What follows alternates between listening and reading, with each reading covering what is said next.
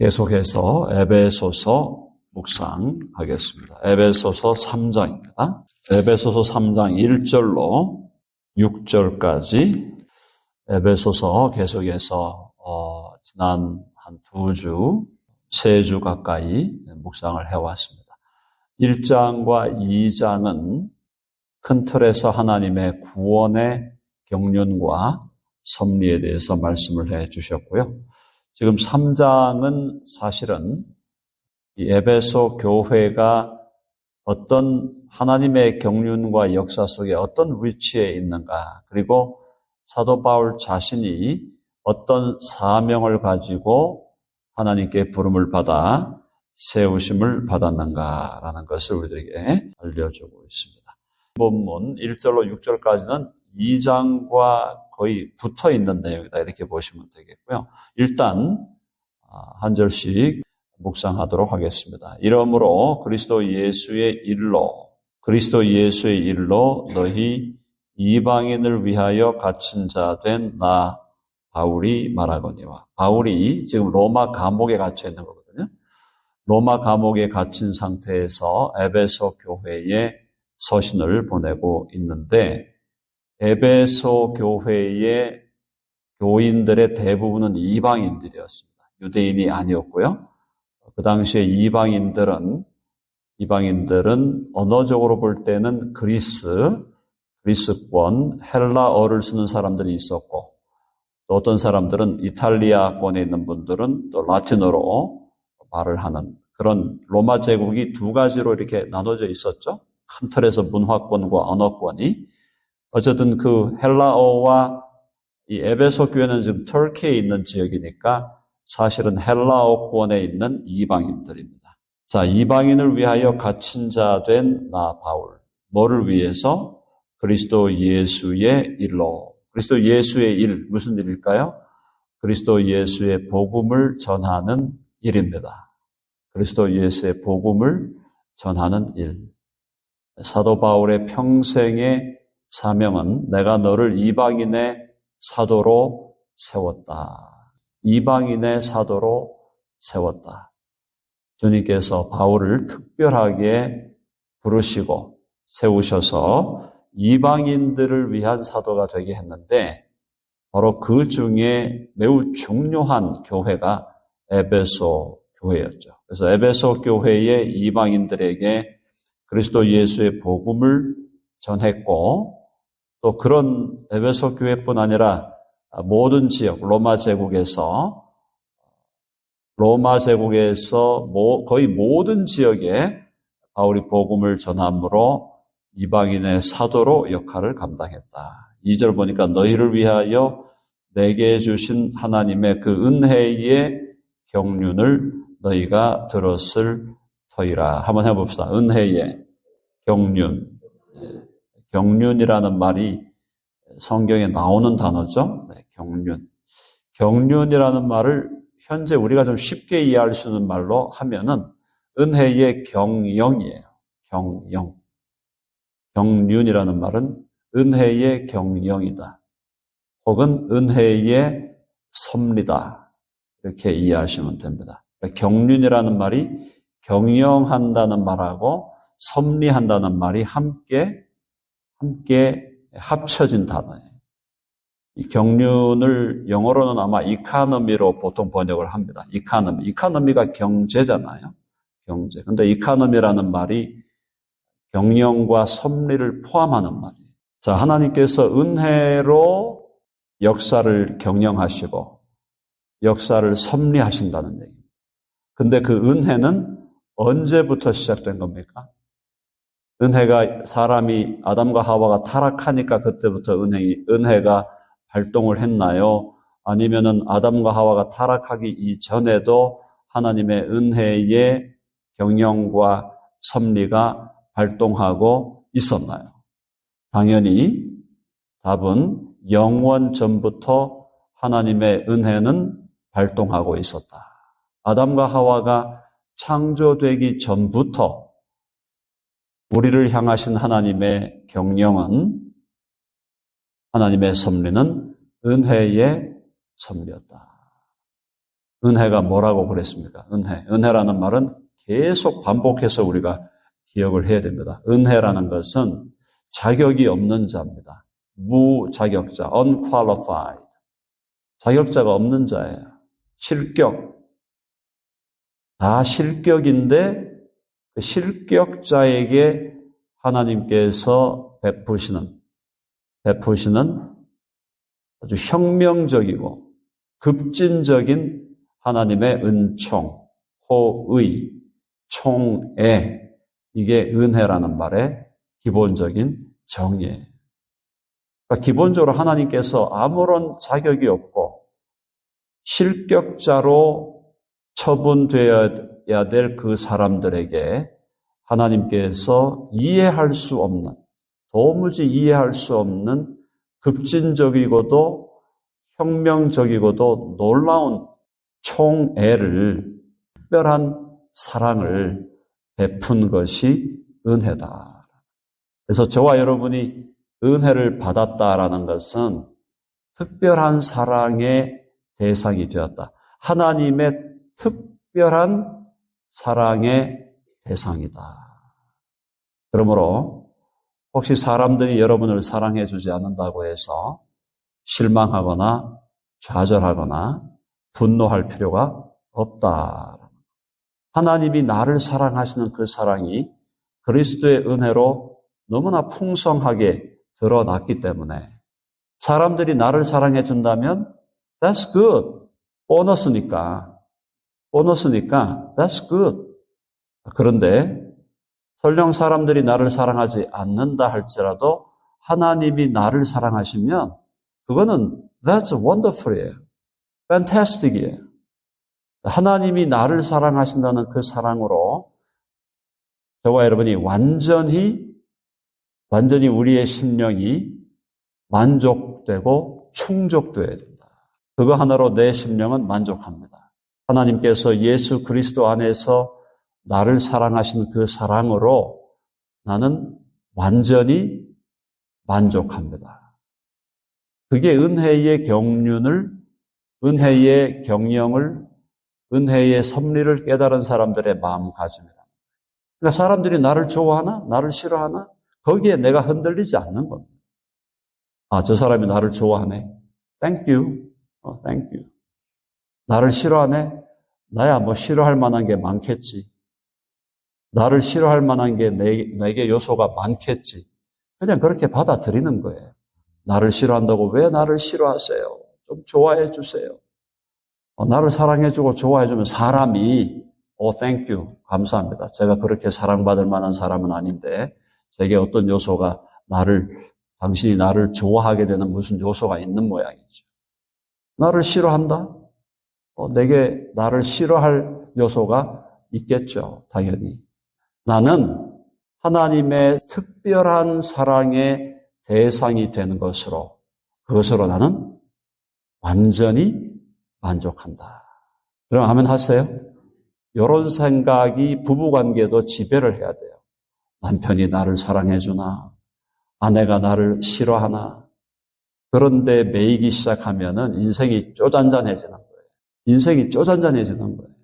하나님의 사랑으로, 하나님의 은혜로 내 마음이 만족해지고 충족하면 저 사람이 나를 사랑하나 좋아하나 상관없어요. 그냥 계속 꾸준하게 좋아해주고 사랑해주고 인내해주고 버텨주고 기다려주게 돼 있는 겁니다. 내 마음이 이미 주님 안에서 감사하고 만족한데 다른 사람이 나를 좋아한다 안 좋아한다 이거는 부차적인 문제다. 사도 바울을 좋아하는 사람보다 사도 바울을 싫어하는 사람이 훨씬 더 많았어요. 예수님은요. 예수님 이 땅에 오셔서 예수님을 좋아하는 사람들은 극소수예요. 극소수. 손가락으로 헤아릴 수 있을 정도. 예수님도 사람들이 얼마나 미워하고 싫어했는데 결국 십자가에 잡아 죽였잖아요.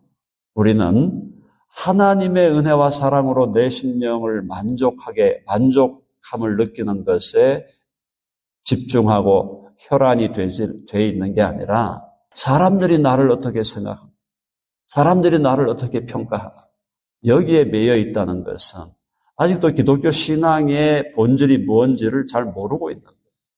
하나님이 나를 사랑하신 그 사랑으로 나는 영원히 만족합니다.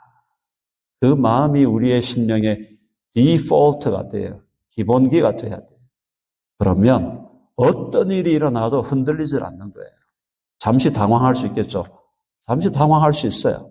그래도 다시 평정심을 찾고 다시 주님 안에서 마음의 행복을 늘 누리면서 살아가게 된다. 바울이 말하는 이 은혜의 경륜은 너무나 깊은 얘기입니다. 이런 말을 들을 때 은혜의 경륜, 그런갑다. 이렇게 넘어가지 말고 은혜의 경륜이 뭐지? 이게 뭐지? 이게 뭘까? 큰 틀에서 생각해보는 그런 영적인 지혜가 우리 모두에게 있어야 하겠습니다. 자, 은혜의 경륜을 너희가 들었을 때라 곧 계시로, 바울에게는 직접적인 계시로 주셨죠? 우리는 계시를 이미 이렇게 기록된 성경으로 받았기 때문에 우리는 무슨 직통 계시를 받는 게 아닙니다. 제가 계속 얘기하잖아요. 꿈에서 뭐 자꾸 봤다 하는 거, 그거에 의해서 내 신앙이 좌지우지되면 절대로 안 된다 그랬습니다. 꿈은 꿈이에요. 한번 옆에서 꿈은 꿈이다. 꿈이 본질이 아니에요. 본질은 여기 있는 거예요. 여기서 뭐라고 말씀하시나요? 하나님이 저와 여러분에게 하고 싶은 말씀을 여기에 다 해놨을까요? 아니면 계속 직통계시로 뭘 줄까요? 여기에 다 해놨을까요? 아니면 직통계시로 뭘 줄까요?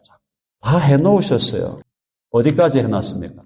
예수님 오시는 것까지 다 얘기해놨고 예수님 다시 오신 다음에 이 세상이 어떻게 변화될 것까지 다 얘기해놨어요. 하나님 하고 싶은 얘기는 다 해놨다니까요. 다른 데서 찾으면 안 된다. 그러나 바울은 그때 이게 기록이 없잖아요. 구약만 남아있었고 신약이 없었잖아요. 그 상태에서 하나님이 바울에게 특별한 계시를 줘서 그 계시를 기록하게 한 거니까 그것은 특별한 계시의 직분으로 사도의 역할을 한 거고 우리는 이미 사도들이 다 기록해놨단 말이에요. 자, 한번 해봅시다. 말씀에 집중하자. 아멘 하시죠? 하나님 말씀으로 모든 게 다 기록이 되어 있어요. 자, 곧 계시로 내게 비밀을 알게 하신 것은 비밀이 무슨 비밀이에요? 비밀 그러면 또 뭔가 특별한 무슨 우리나라 감성은 항상 무속적인 감성이 있잖아요. 비밀 그러면 뭔가 모르게 뭐 점지해주고 뭐 이렇게 앞으로 뭘 보게 해주고 이런 걸로 생각합니다. 여기서 비밀은 mysterium 무슨 말이냐 하면은 하나님이 예수 그리스도 안에서 계획하신 거 이걸 얘기합니다. 예수 그리스도 자체가 비밀이고 예수 그리스도 안에서 하나님이 계획하신 것이 다 비밀이에요. 그게 왜? 영원전에 하나님의 생각 속에서 하나님의 마음속에 품었던 것이기 때문에 그게 비밀이고 신비한 건데 그것이 하나님의 카이로스, 하나님의 때에 그리스도를 통하여 드러나고 바울을 통하여 드러나게 된 겁니다. 제가 계속 말씀드리지만 하나님의 말씀 밖으로 넘어가는 순간 모든 혼돈과 이단과 사이비와 모든 게 다 나온다. 하나님 말씀 밖으로 넘어가면 안 돼요. 해봅시다. 하나님 말씀 밖으로 넘어가지 말라. 아멘 하시죠? 우리 교회에 나오신 분들은 이 정도는 기본적으로 다 알고 계신다라고 생각합니다. 자, 곧 계시로 내게 비밀을 하나님의 계획을 하나님의 은혜의 경륜을 예수 그리스도와 관련된 신비로운 하나님의 계획을 알게 하신 것은 내가 먼저 간단히 기록함과 같다. 여기서 간단히 기록했다가 앞에 1장과 2장을 얘기하는데 1, 2장의 진리가 에베소서 1장, 2장이 너무너무나 깊은 진리라는 걸 우리는 알게 됩니다. 4절 같이 읽어봅니다. 시작. 그것을 읽으면 내가 그리스도의 비밀을 깨달은 것을 너희가 알 수 있으리라. 그리스도의 비밀, 그리스도의 신비가 뭐였습니까? 예수 그리스도 안에서 하나님께서는 많은 아들들을, 딸들을 가지기 원하셨다. 많은 자녀들을 하나님은 가지기를 원하셨다. 그게 하나님의 그리스도 안에서의 비밀이에요. 예수 그리스도 안에서 하나님께서는 많은 자녀들을 가지려고 계획하셨다. 그게 하나님의 영원한 계획입니다. 영원한 계획.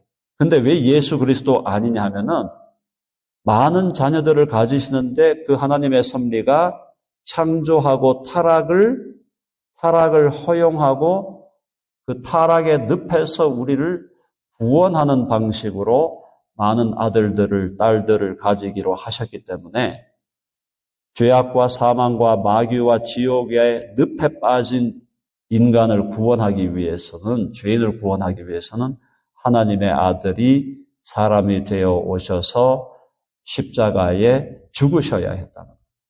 그러니까 하나님께서 영원 전에 많은 아들들과 딸들을 가지기로 하셨던 그 계획을 이루는 데 있어서 예수 그리스도의 성육신과 그분의 인생과 그분의 고난과 죽으심과 부활, 이어서 나타나는 모든 예수 그리스도의 사건은 하나님의 경륜과 하나님의 경영과 하나님의 섭리의 중심이 된다.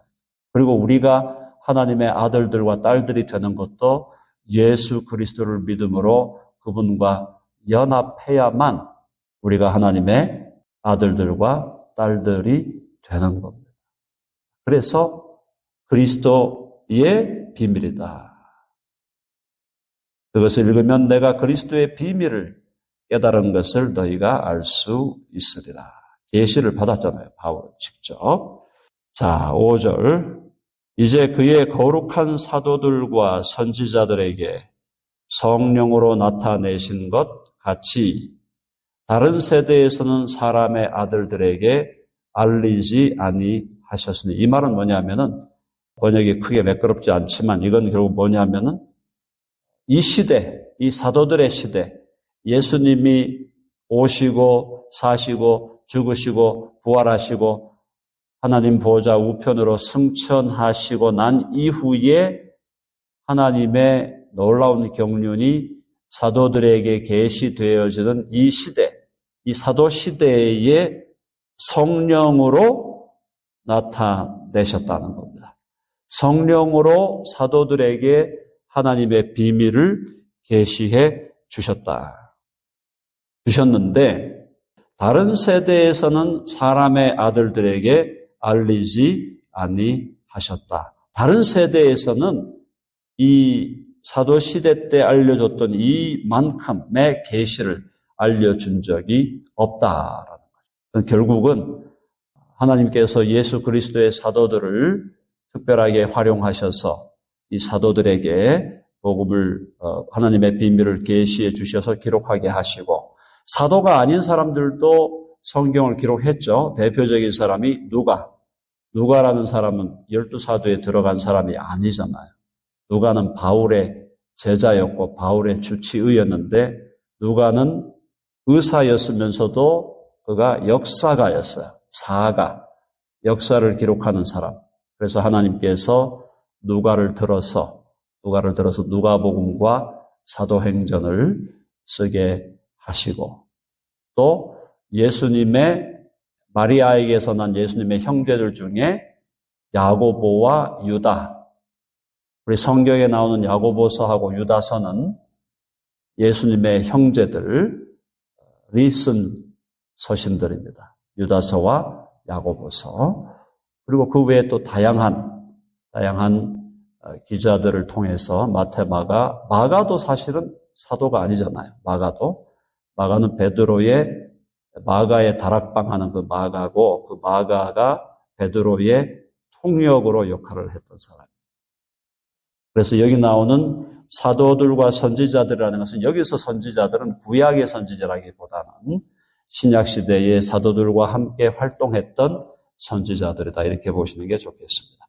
자, 그래서 그들에게 선지자들에게 성령으로 나타내신 것 같이 다른 세대에서는 사람의 아들들에게 알리지 아니하셨으니 그러면 바로 이 사도 시대 때 특별히 하나님이 신약 계시를 사도들에게 주신 이유는 뭐냐? 6절 같이 읽어봅시다. 시작. 이는 이방인들이 복음으로 말미암아 그리스도 예수 안에서 함께 상속자가 되고 함께 지체가 되고 함께 약속에 참여하는 자가 됨이라. 메시아를 기다렸던 것은 유대인들이 대체로 메시아를 많이 기다렸죠. 이방인들 중에도 메시아를 기다리는 사람이 없었던 것은 아니지만 그래도 유대인들이 메시아를 기다렸고 처음 예수님을 메시아로 믿었던 사람들은 거의 대부분이 유대인들이었습니다. 그러나 하나님의 영원한 경륜, 하나님께서 창세 전부터 하나님의 마음속에 갖고 있던 경륜은 유대인에게만 구원을 주시는 게 아니라 유대인과 모든 열방과 민족과 방언과 언어에서 전 세계 모든 열방들에게서 하나님의 아들들과 딸들을 하나님이 가지시겠다라는 것이 하나님의 영원한 계획이기 때문에 여기서 말하는 이방인들이란 말이 사실은 오늘날 말로 하면은 열방이다. 열방. 오늘날 all nations라는 말이 열방으로 번역이 많이 되잖아요. 열방이라는 말이 더 맞아요, 사실.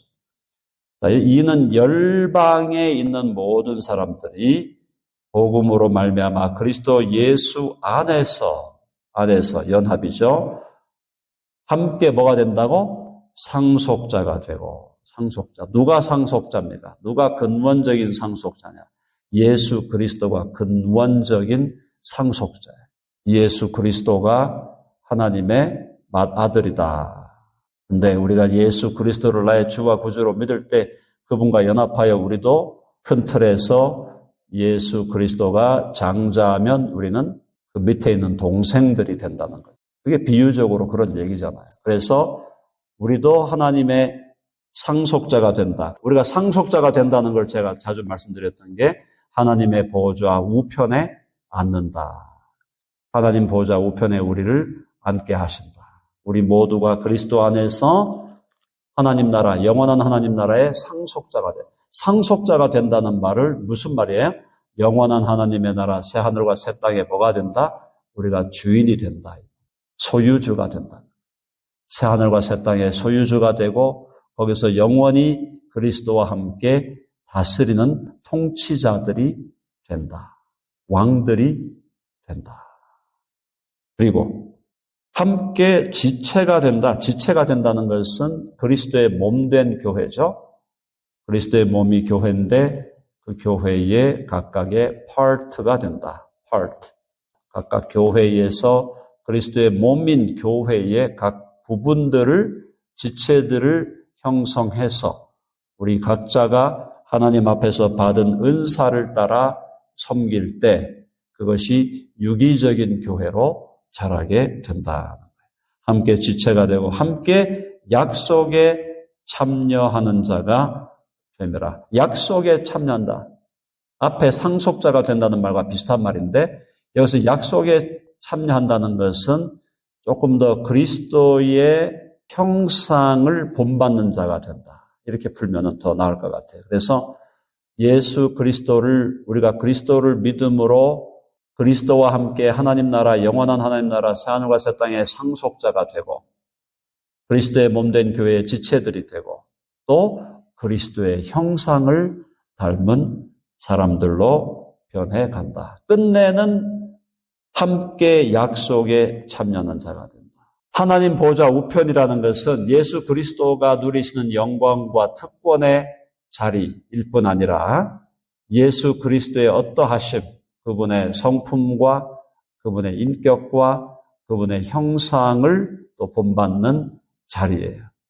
그래서 지금도 우리의 연약한 모습 많이 남아있지만 우리 안에 있는 연약한 모습들 또 수정돼야 되고 교정돼야 되고 변화되어야 될 부분들이 우리들에게 아직도 많이 남아있지만 하나님의 열심은 뭐냐? 하나님의 열심은 우리를 하나님의 보좌 우편에 앉게 하시고 거기에 앉을 만한 이제는 무자격자에게 실격자에게 하나님의 은혜를 주신 것은 끝내 그를 자격자로 만드시겠다는 하나님의 의지거든요.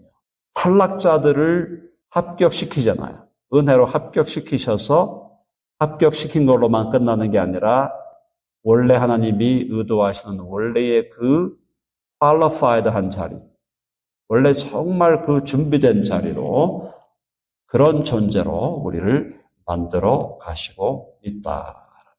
사랑하는 여러분, 예수 그리스도를 믿는다는 것은 보통 일이 아닙니다. 오늘날 제가 너무나 마음이 아픈 것은 예수 그리스도를 믿는 것을 너무나 하찮은 것으로, 너무나 웃기는 것으로 만들어놨어요. 예수 그리스도를 믿는다는 것이 얼마나 가슴 뛰는 일이고, 얼마나 내 인생이 목숨이 10개라도 1000개라도 걸 수 있는 길인데, 내 목숨이 10,000개라도 거기에 걸 수 있는 놀라운 예수 그리스도를 믿고 내가 예수님의 사람이 되고 하나님의 자녀가 된다는 것은 정말 놀랍고도 놀라운 일인데, 그걸 너무 평범한 것으로, 너무 먼데인한 걸로, 너무 무가치한 걸로, 그걸 누가 그렇게 만들었어요? 신학자들이 만들고 목사들이 만들고 그렇게 만들어 놓은 거예요. 예수 그리스도를 믿는다는 것이 얼마나 위대하고, 얼마나 우리를 흥분시키고, 얼마나 우리를 감동케 하고, 얼마나 가슴 뛰게 하는 일인데, 예수님을 믿고 교회 생활하는 것을 그냥 어디 가다가 적선하는 정도로, 어디 가다가 불구경 난 것처럼, 가서 불구경 난 것처럼, 내 목숨이 10,000개라도 부족하다고 할 정도로 내 인생과 내 삶을 다 드릴 수 있는 이 놀라운 이 복음을 너무나 하찮은 것으로 만들어요. 그게 뭐냐? 돼지에게 진주를 던진 거다. 가치 있는 것, 정말 가치 있는 것을 가치 있게 여기지 못하고 가치 있는 것을 내가 소유했다고 하는 그 놀라운 감격은 한 번도 누리지 못하면서 늘 신앙생활하는 것은 부담이고 교회만 생각하면 머리 아프고 그렇게 만들어 놨잖아요. 누가 그렇게 만들었냐? 신학자들이 만들었고 목회자들이 그렇게 만들어 놓은 거예요. 가장 회개할 사람이 누군가? 저를 포함한 신학자들, 또 교회를 우습게 생각하는 목회자들이 회개해야 돼요. 성도들이 뭔 죄가 있어요? 도대체 뭔 죄가 있어요? 믿을 만한 목사인가 싶어가지고 따라와 봤더니 그놈이 그놈이네. 그게 현실 아니에요. 그런데도 목사가 됐다고 목에 힘주고 뻑뻑하게 돌아다녀. 그게 제일 가슴 아픈 일이다. 기독교를 완전히 그냥 쫄로 만들어 놔버려요. 쫄로. 사랑하는 여러분, 사도 바울은 그에게 목숨이 10,000개가 있었다 해도 10,000개를 다 바쳤을 거예요.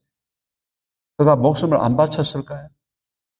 우리 모두가 사도 바울을 부러워하는 자리에만 있지 말고, 사도 바울과 같이 그렇게 정말 열정적으로 정열을 가지고 패션을 가지고 주님을 사랑하고 내 머리가 깨지고 내 목베임을 당하는 그런 일이 벌어질지라도 예수 그리스도 내 주를 위하여 한 평생을 다 드리겠습니다. 아직도 내 남은 인생이 10년, 20년, 30년 남았다면 내 인생을 다시 정리하고 주를 위하여 내 인생을 드리겠습니다. 왜 그런 결단이 안 나오냐 말이에요. 그런 결단이 나와야 된다 이 말이에요. 인생에 한번 실패했는 게 그게 끝이에요. 인생에 실패하는 거는 실패는 수없이 많이 하는 거예요. 이 세상에서 내가 성공했다고 생각하는 사람보다 실패했다고 생각하는 사람이 훨씬 많아요. 실패했는 건 너무 그렇게 특별하게 얘기하지 마세요. 다 실패자들이야. 그러나 그리스도 안에서 다시 시작하고 내 인생을 주를 위하여 드리겠습니다. 남편이 먼저 갔으면 빨리 정리하고 예수님께 인생을 드려야 될 거 아니에요. 왜 그렇게 미적미적되세요? 남편이 예수님이 하나님께 인생을 드리셔요. 자, 주님 안에서, 예수님 안에서 정말 우리 인생을 다시 돌아봐요. 그래서 하나님의 나라와 그의 영광을 위해서 하나님이 창세전에 준비해 놓으신 것이 하나님 보좌 오른편이라. 그 얘기는 내 보좌에 너희를 앉게 하리라는 거예요. 내가 앉아는 이 용상에 너희들이 앉아라는 거예요. 그렇게 그걸 당신의 아들을 희생하면서 주신 그 하나님의 은혜를 우리가 깨닫는다면 인생을 그렇게 쪼잔잔하게 살면 안 된다. 대범하게 인생을 살고 크게 품고 큰 비전을 가지고 내가 주를 위하여 남은 인생 뭘 어떻게 할까? 좀 더 거대한 원대한 꿈을 품고 기도하고 내가 혹시 못하면 내 밑에 후배들이 누가 있나 좋은 후배들이 있으면 좀 길러가지고 뛰게 해주고 올라오는 후배들 밟기 바쁘잖아요. 올라오는 후배들 밟기 바쁘고 올라가는 애들 끌어내리기 바쁘고 우리 덴버 드림교회는 그런 교회가 아니 되기를 간절히 바랍니다.